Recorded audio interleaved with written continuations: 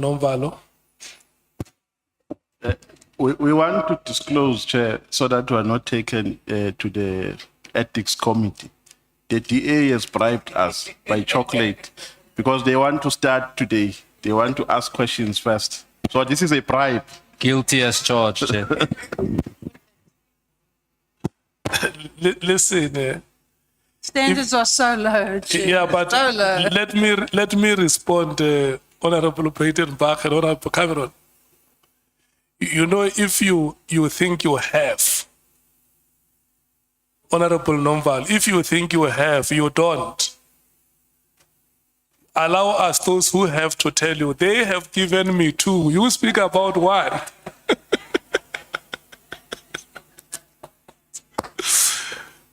No, Chair, we also want to disclose that the Chief Whip has also blessed us the other side. It's a further declaration. Chair, further declaration, only Tulani Shong is not bribed and doesn't take bribes. Thank you, Chair.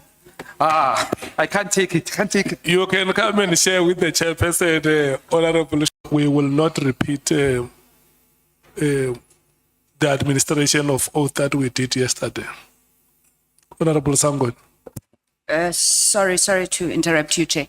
Chair, the time of 1900 to stop today, is that based on logistical issues? Is it not possible that we could continue until we finish? Or midnight? Is the logistical arrangements of correctional services. Okay. Secondly, there is no electricity in Tshwane today. The whole of the surrounding is blacked out. But because of their agility and ever readiness, they have organized generators that keep us going. So if you experience difficulties with your live feeds outside, you must know that is beyond their competence. They have arranged for us to have our proceedings uninterrupted. They have a generator. They also have a backup so that we can do our business with ease, and for that, we must thank them so much. SC, I'm handing over to you. If you can start by explaining the part of the statement, and then we can proceed.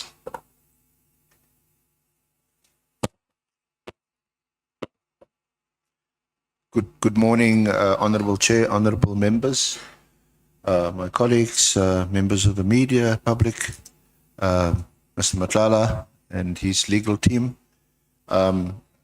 We again want to thank them for their cooperation, Chair, in trying circumstances, and for working after we adjourned last night and also this morning. We do have a finalized statement which has been signed, which is waiting for the commissioner who signed the affidavit just to properly initial each page. And then it will be made available to the committee, initially online, and thereafter arrangements will be made for printed copies to be made available. The statement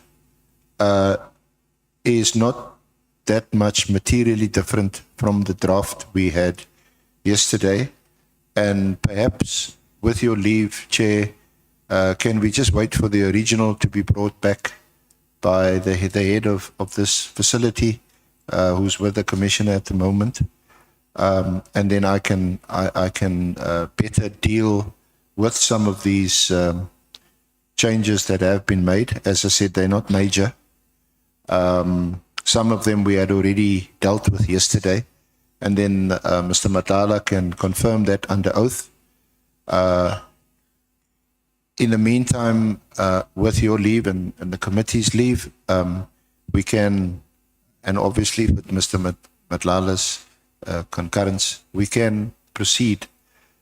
In the meantime, there isn't anything at this stage anyway, that touches on any changes that him and his legal team made to the affidavit, which will prevent us from proceeding immediately. Thank you, Chair. With that having been said, can I check, honorable members, do you agree that we proceed? If there is any objection, you can raise your hand without having to rotate.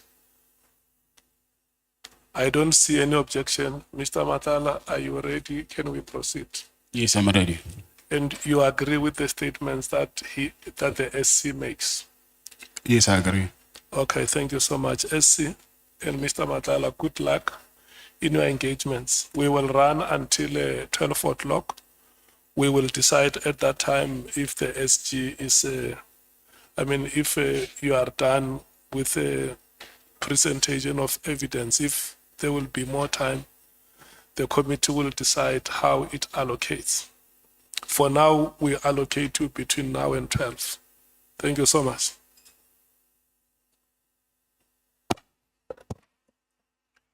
Thank you, Honorable Chair. If I may proceed. Good morning, Mr. Matlala. Good morning. Mr. Matlala, I just want to kick off with your allegations regarding former Minister Cele. You made some allegations yesterday, which are clearly very serious, that you made 2 payments to him, and you deal with that. Do you still have your can you just state? If I can maybe hand you a copy of your signed statement. Thank you. It's so hot. Chair, they're obviously still using the original to print the remaining copies. But Mr. Matlala has a copy. Mr. Matlala, you have a copy of your revised statement? Yes, I do have. Okay, SC, just to bring it to the attention of the members that the statement is in the committee WhatsApp group. Sorry, Chair. The members have the statement in the committee WhatsApp group. Oh, Yeah. thank you.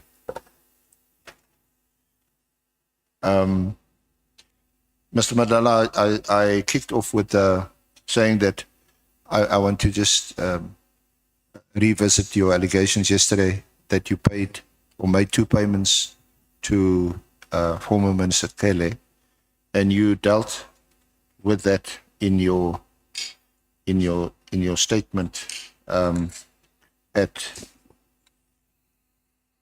page 23, 24 and 25, or the cash payments rather is made at page 26 and 27. So can you just go to page 26 and 27? That's where you deal with the payments. You see that? Yes, I see it. An initial payment was made at your residence around January. Do you have a more or less exact date in January that you made this payment? No, I don't have. And you said you handed the money to him while you were in your apartment. Yes. Were the 2 of you alone? No, I said we were with Mr. Mbongose. Sorry, I didn't hear that. I said we were with Bongani Mbongose. So Bongani Mpongosi would have witnessed you making the payment. Yeah, but unfortunately he passed on. So he's passed on. So you don't have a live witness. No, I don't have. So how was this? How did you get this money? Did you go and draw it at the bank or at an ATM? And you would have a bank account. Can you produce your bank statements to show a withdrawal of a cash amount either at the ATM or at the bank? Yes, I do not have access to my banking app, but the police, they do have the copy of my bank statement. So I cannot get bank statements from you. So we can at some point get a copy of your bank statement? Yes, I think if I can check on my, because I already have the disclosure of the docket from a criminal case, chances are the statement might be there as well. Okay. We'll see if we can't, during the course of the day, perhaps while you face some other questions, with the assistance of Mr. Forbay, get hold of that, access that bank statement. So just tell us what the circumstances were. Did he ask to stay at your apartment, or did you offer that he stay at your apartment? Yes, he asked. And what was his reason? He you know, when he told us, when he testified before this honourable committee, you know, he's a pensioner, and if there's an offer by someone to stay in their apartment, he's not going to say no, and it sounds quite plausible. But now you say he asked to stay at your apartment. So at what point does he ask you for money? Or do you offer him money? And what amount? I offered him the first payment, it was 300,000. So it was in January this year. And for the reason for me to give me that money is because of he asked for money. He asked for the money? Yes. Did he mention 300,000 rand? No, he actually wanted 1 million rand. He actually wanted 1 million? Yes. And your response was, I can't give you 1 million, but I can give you 300,000. No, I didn't give him 300,000. I gave him 3, and then again I gave him 2, like I mentioned. And the day I decided to stop, I was supposed to give him 300,000 again, but that never happened. It's when I decided to stop taking his calls. So just to summarize, he wanted 1 million. Yes. And you made 2 payments to him of 500,000. Yes. And when the balance was demanded, you stopped. Yes. So let's go to the first occasion. When did he make his demand for 1 million? Was it before he came to stay at your apartment? Was it at your apartment or in your apartment? Yes, at my apartment. And you say that at the time the late Mpungosi was present. Yes. And what was your reaction to that someone is demanding, someone of that stature is demanding 1 million rand from you? He actually spoke to Bongani. He said, you see, I had your friend and now I'm here at his apartment and he's not even doing anything to show appreciation. And then I said, but what do you mean? Because I even offered you a place to stay. He said, no, but this won't pay my bills. So you know that I've helped you, but in return, you're not doing anything. And then that's when I said, okay, how much do you want me to give you? I said, and then he said to me that if you can give me 1 million, he will appreciate that. Now, why didn't you mention that in your statement? Mention what? In your statement, you didn't mention that he demanded from you 1 million, and that you made only part payment to him of 300 and then 200. There's actually a lot of things that I did not mention. Like I said to you, I forgot a lot of things. The place that I'm in, I cannot remember all these things. Some of them, like I said yesterday, that I just remembered them when I'm lying in bed, that, oh, actually this happened. So I forgot a lot of things. I'm being locked in a cell for 23 hours a day. So I have no contact. I don't have radio. I don't have newspaper. I don't have TV. I'm blocked from the outside world. So my brain is not functioning well. So I forgot a lot of things. So for that, please forgive me. But you would agree that this is a very significant event. It is a significant event. One, it involves a former minister, General Cele. Two, it involves you. You're now in the midst of having to almost fight for your life. You've been raided twice by PKTT. You're a sought after person. You in the midst of tendering for a huge award, 350 million. Why would you not remember or recall some of these significant events? You certainly do in relation to what you say in your statement, the 300,000 and the 200,000. You're saying, why wouldn't I remember what? Why wouldn't you have recalled that his demand was actually for R1 million? I do not have control of my memory. What my memory decides to forget, I don't have control over that. So I just remembered it. Okay. So all this is said initially in your apartment. Yes. So when he asked to stay at your apartment,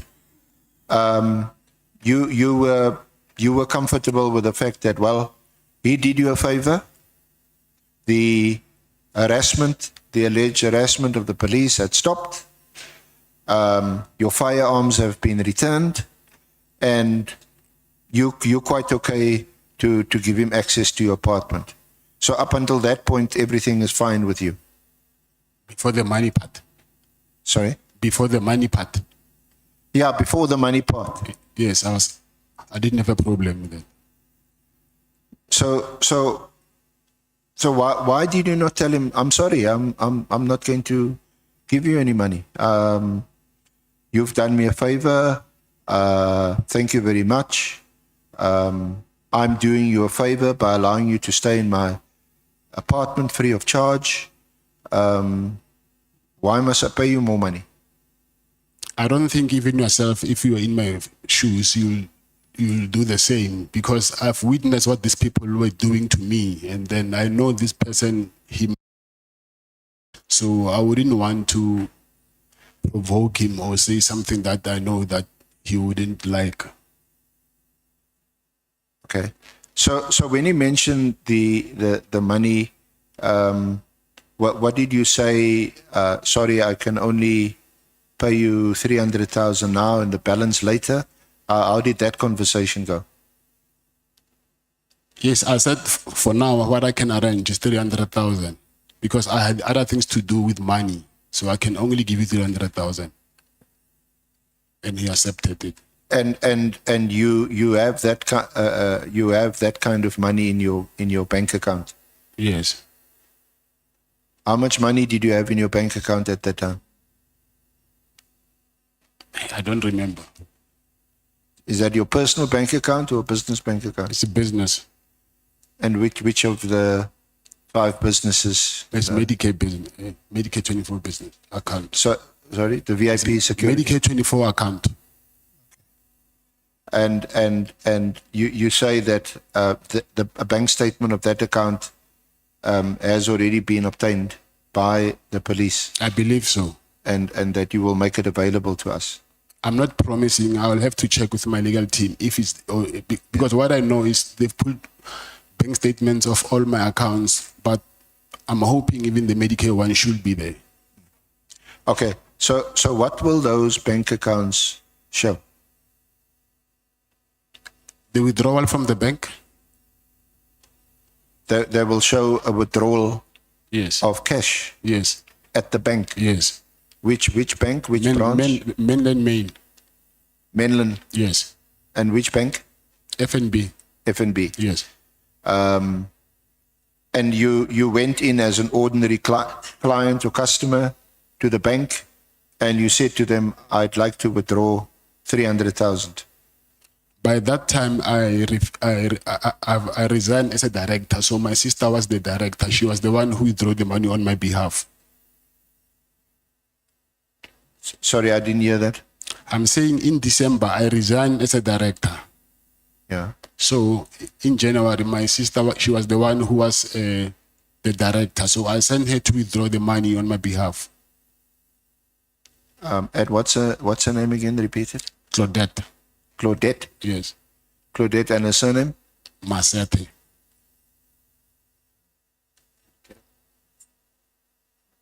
Otsepe. Masete, TH. Okay. So she actually went to withdraw the money Yes, because you didn't have authority to withdraw that kind of money from the company's bank account. she's the account holder now because she was the director. She was the account holder. So you make these arrangements with her while you're in your apartment, and did you text her? Did you phone her? I don't remember. I think I called or text. I don't remember. Okay.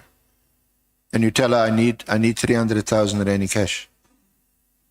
Yes, So she goes and draw the money. yes. And how long did this take place? This whole transaction, from the time that you called her or messaged her, and she goes to the bank and comes back to the apartment. If you order it today, by tomorrow you can go and withdraw the money. But sometimes if they do have money in the branch, you can get it the same day. So did they have money that day at the branch? I don't remember well whether it was the same day or we went the following day. So what are you now saying, that the transaction, the handing over of the cash of 300,000 to former Minister Cele didn't take place on the same day or the first day that he stayed in your apartment? Yes, I don't remember the exact day, whether it's the first day when he came or the following day. That I don't remember. Well, at least you can remember that, whether it was the same day or the next day. No, I don't remember. You can't remember. I can't. And so you also testified that Mbongosi was the one who was present, the late Mbongosi was the one who was present when General Cele made this demand. Yes. But when the money was actually handed over, was he also present? Yes. Why would he have been present? Is he also staying in your apartment, or did you arrange to have him present so that you could have a witness? Mr. Cele was more closer to him than me. Yeah. So Mr. Mbongos is the one who arranged me to go and meet him in the first place. So every morning when he was in my apartment, he would drive and go and sit with him there. Then if I'm not doing anything, I'll come and join them sometimes. Sometimes I will leave the both of them there together and go do whatever I need to do. Morning when he was in my apartment, he would drive and go and sit with him there. Then if I'm not doing anything, I'll come and join them sometimes. Sometimes I will leave the both of them there together and go do whatever I need to do. So is it the case that the late Mr. Mbongosi was a kind of a chaperone to former Minister Cele, picked him up, brought him there, was a kind of a companion to him? Yeah, he was, because at some point I remember they borrowed my car to drop him off at the airport. So he was now and then, when he's this side, most of the times he was with him. So just come back to the cash. So your colleague, the director of the company now, how was this money transported and brought to your apartment? We walked. You walked Yes, from your apartment to the bank. yes, So is it within walking distance? yes. Did she walk? apartment, yes, with the money. So you went to your apartment with the money Yes. after picking up the money from her, where at the bank or some other Yes, place? yes, in the bank, yeah. At the bank. And were you accompanied from the bank to your apartment with such a huge amount of money? No, I was not accompanied. I don't know if you know mainland Maine. You can actually walk from inside the center, the mall. You don't need to get outside the mall and go to my apartment. So you can just walk right inside and go upstairs with the elevator to the penthouse. So you don't need to get outside. Okay.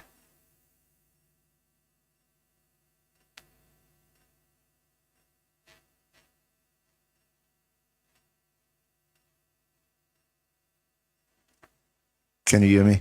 Yeah, I can hear you. Yeah. Thank you. Did you walk alone? I'm saying from the bank, I was with my sister, and then she went to her place, and then I went to the apartment. Okay. And I know you have your own personal VIP protection services company, but that was a huge amount of money to walk with. Was it in a bag, in a suitcase, in a Woolies bag, in some paper bag? How did you move that kind of money? Yes, it was inside the Woolworths shopping bag. So they have other uses. Yes, they do. So, okay. And meantime, Minister Cele is in the apartment with Mpongosi waiting for you to bring the money. Yes. And that was the first occasion. And do you know how Minister Cele would have traveled from Durban to Pretoria? Was it by road? Did he fly? I think he will fly most of the times. I think he will fly. Yeah, because you mentioned that Mpongosi used Once, yeah. I borrowed him a car once. to the airport. Now, for someone to travel, whether it's by road or air, with 300,000 in a Woolies bag, that sounds really far-fetched. How? Well, I wouldn't travel with 5,000 rand, and knowing that, you're at risk of perhaps being, if you're on the road, maybe being hijacked, being stopped, or just misplacing the money. I don't believe so. All I'm just asking or putting to you is it's really a really odd, strange, unusual, highly unusual situation that you give 300,000 to a person in a Woolies bag, and that person has to take that money back to, well, presumably he took it back home to where he stays in KZN.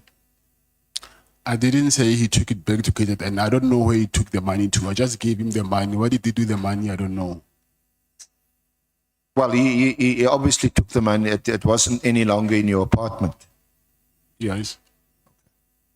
And you can't remember how long did he stay at your apartment? I think he came to visit three or four times. I don't remember well. Sometimes for 3 days, 4 days, 2 days. Yeah. So the first time you can't also recall, after the first transaction of 300,000, you can't remember how many days he stayed at your apartment. I was not keeping count. And then on the next occasion,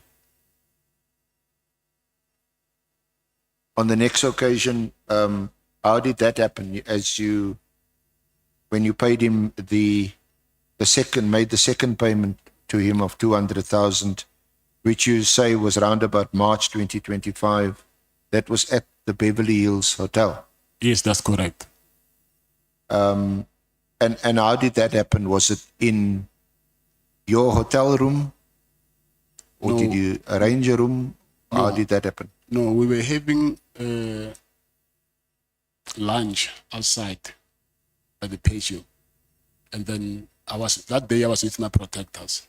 And then me and him, we walked outside the hotel. There's a parking outside the hotel. And then I asked one of my protectors to go to my car and give me the bag. And then I took that bag. I went with him to his car.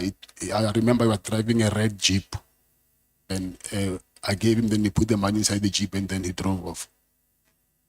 And you say that was his red Jeep. I'm saying he was driving a red Jeep. He was driving. Whether it's his or not, I don't know.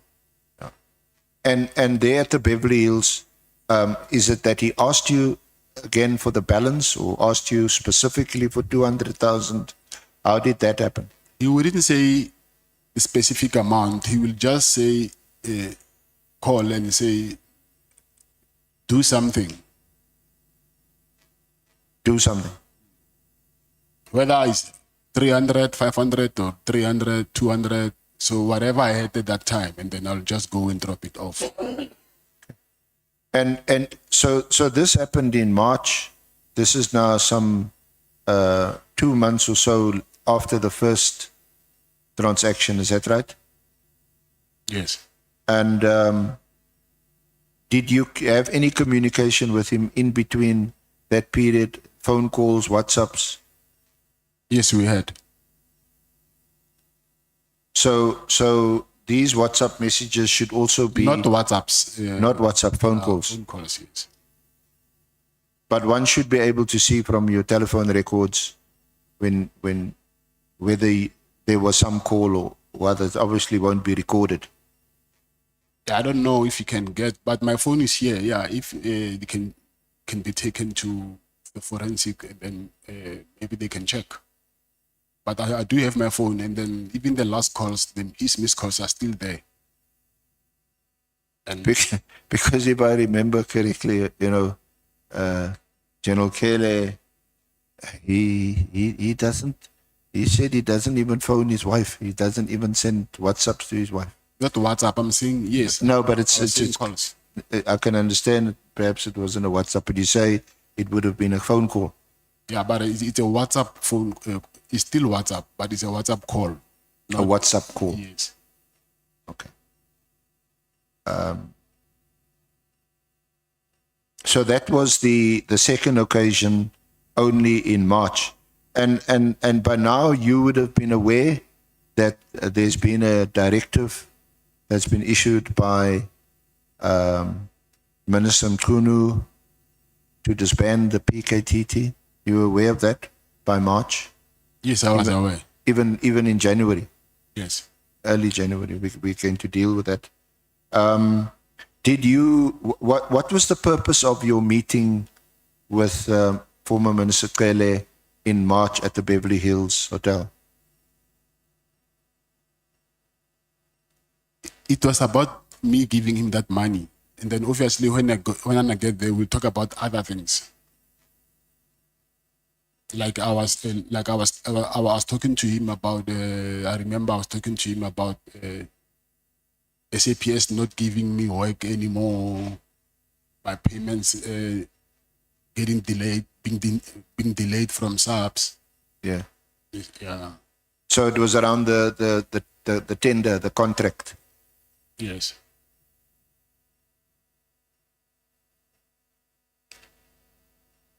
So and by then we know that you had already been awarded the contract. Is that right? But you weren't getting. Your complaint was you weren't getting purchase orders. Yes. Yes. We do know. I think you can confirm that you were paid a substantial amount of money before the contract was cancelled.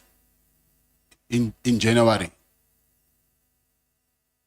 Yes. Yes. And certainly that was a huge amount. I think in the region of 48 million. No, that's not true. Or is that the total amount that you were paid? From the duration of my contract, right, up until in January they paid me, I think I'll say between 10 and 14 million. So 200,000 was that small change for you? No, I'm not saying that. You're not saying that. Okay. So the 200,000, and did you go to the Beverly Hills with the 200,000? Was it in again in a Woolies bag, or was it in some other, maybe a Checkers or ShopRite bag? Always operate with Willis bag. Again, Yes. your favorite bag. Yes. That's the money bag. It's a money bag. Yes.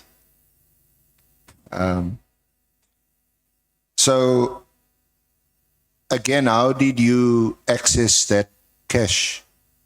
Did you come to the Beverly Hills with the 200,000? Did you come with the 200,000? Yes. And where was that money withdrawn from, and how, and who? The same process from the bank in Pretoria. And it was again your colleague, the director of the company. Yes. Yes. So this time you traveled with 200,000, Yes.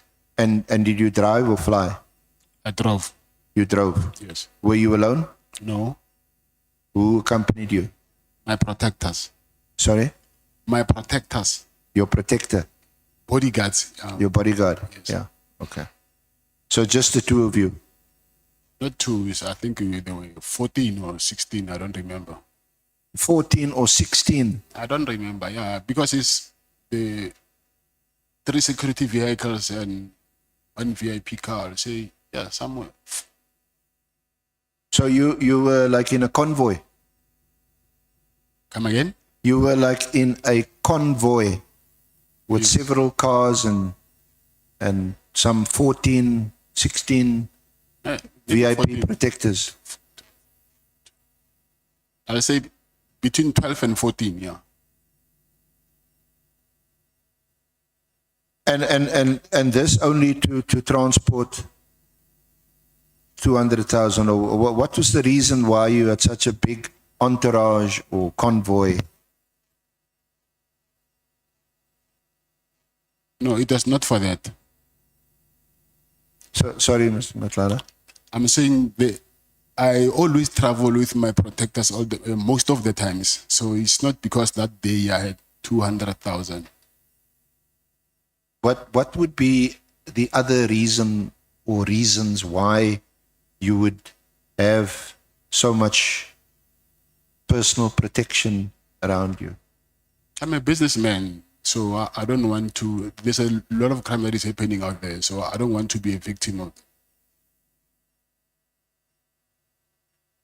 But if you're a businessman, you've been awarded a big contract at that time, not yet cancelled.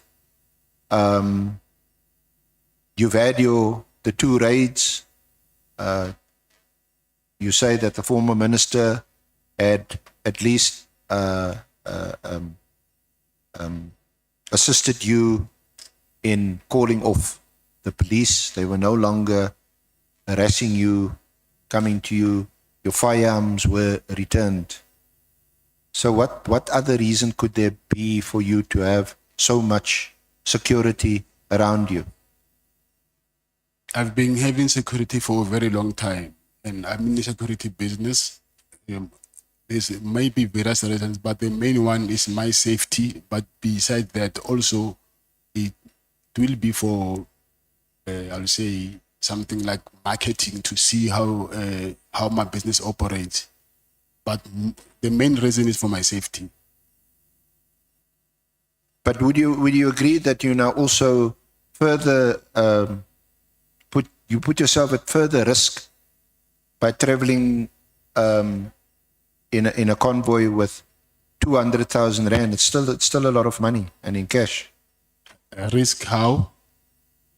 Well, but driving in cash, and there may be some inside people would say, he's got a lot of money. He's driving with a lot of money, and am I audible? No, my mic is on. Can you hear me now? Yes, I can hear you. Sorry.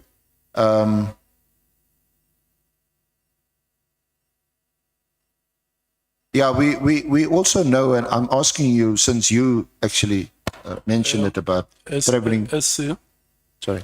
can I take Honorable number? Yeah, thanks, Chair. I think the witness has partly clarified this aspect. I wanted to confirm with him, based on the experience that I have, people who direct companies which deal with security services, that as part of their marketing strategies, they strengthen their security just to demonstrate the strength of their capacity in public. So I wanted to check with him if that is not part of the reasons why he has so much security, apart from the security concerns that we have outlined. I just wanted you to give clarification in that regard. Yes, I think I've just answered that. Like he said that, I said it was also part of marketing.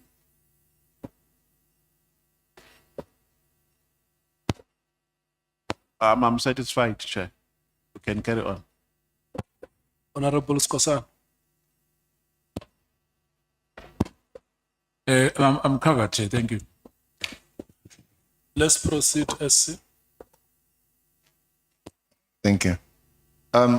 Mr. Matlala, we know that from your evidence that your company had, for some 3 years or so, provided personal protection to the late Mr. Msibi. You provided him with personal protection. Yes. But aside from that, we haven't heard from you that you provided personal protection to any other high-profile person or person involved in high business that would have required your company's personal protection.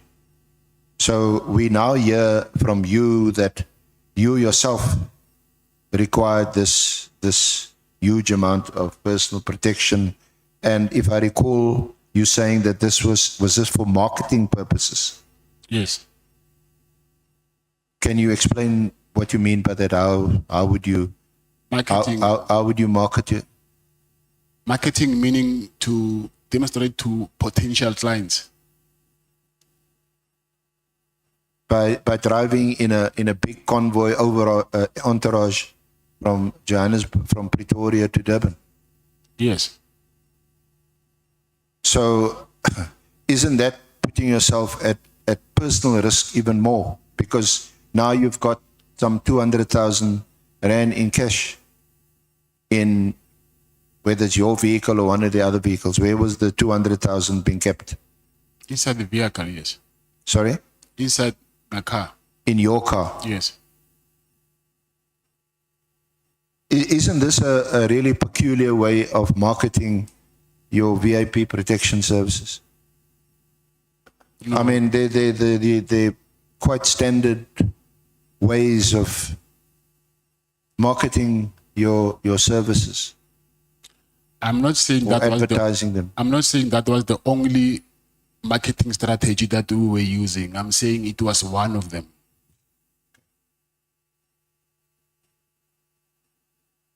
So let's just. I'm sure there'll be some other questions, but let me just wrap up on this aspect. So we've discussed the two occasions on which you handed 300,000 and 200,000 respectively to former Minister Cele in your favorite Woolies bag. Once in your apartment in Pretoria, and the second occasion at the Beverly Hills Hotel in Durban. Does that capture it correctly? Yes, that's right. And on both occasions, because you had resigned as the director of the company, the other person that you mentioned, your sister, your sister Yeah. Claudette, Yes, that's correct. Yeah, she would have gone to FNB Bank, Menlyn Park, to withdraw the cash, and you collected the cash and brought it to your apartment. Is that right? Yes, that's right. And these cash withdrawals will be evident from the bank statement once that is obtained. Yes, that's correct. And just to round off, then subsequent to the March payment, did former Minister Cele make further demands, Yes, he did. and how did he do it?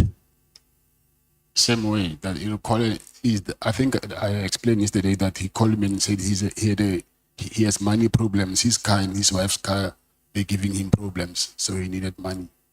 Okay. And this occasion that you said you won't forget because it involved you being in Durban for the big game at Moses Mabhida between Chiefs and Pirates.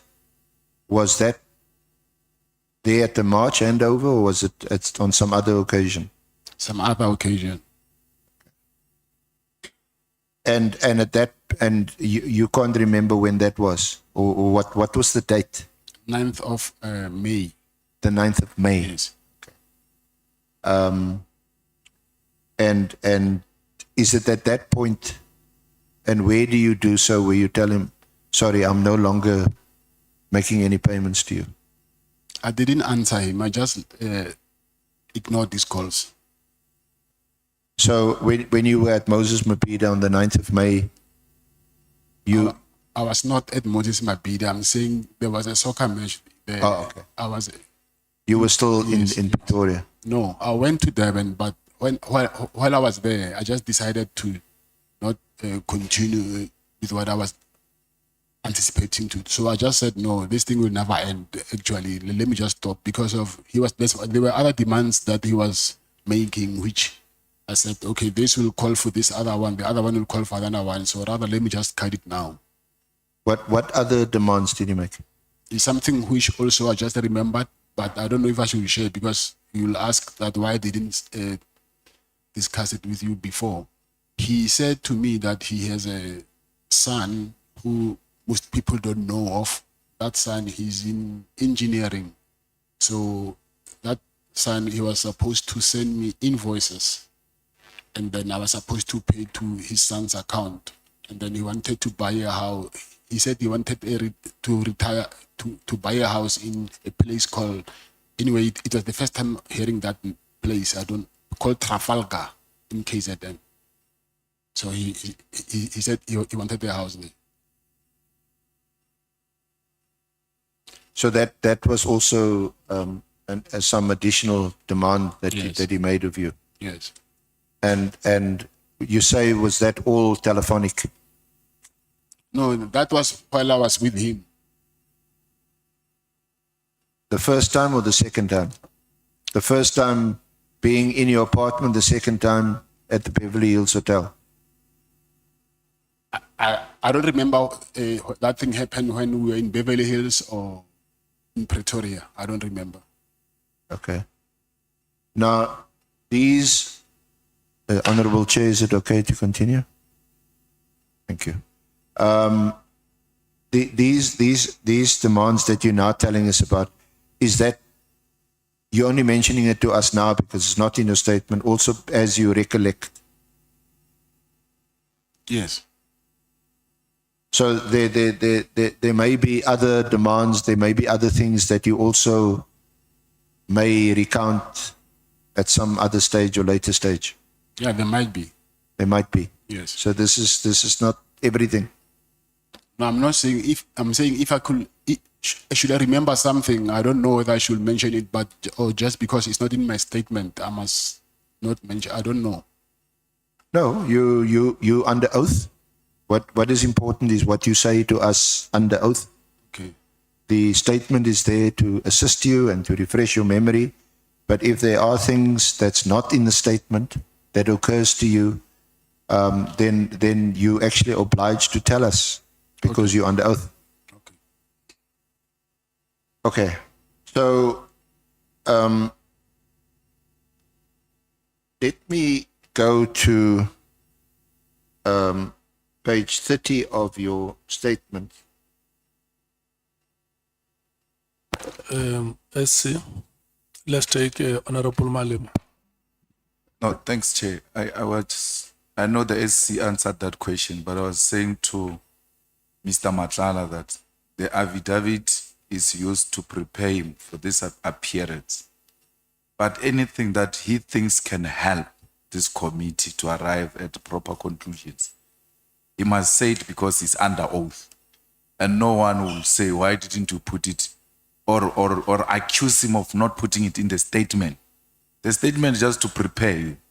And whatever you remember that is going to be useful to this committee, say it freely because you are under oath. So both the statement and your verbal evidence are relevant to these proceedings. Thanks. Okay, thank you. SC, may we proceed?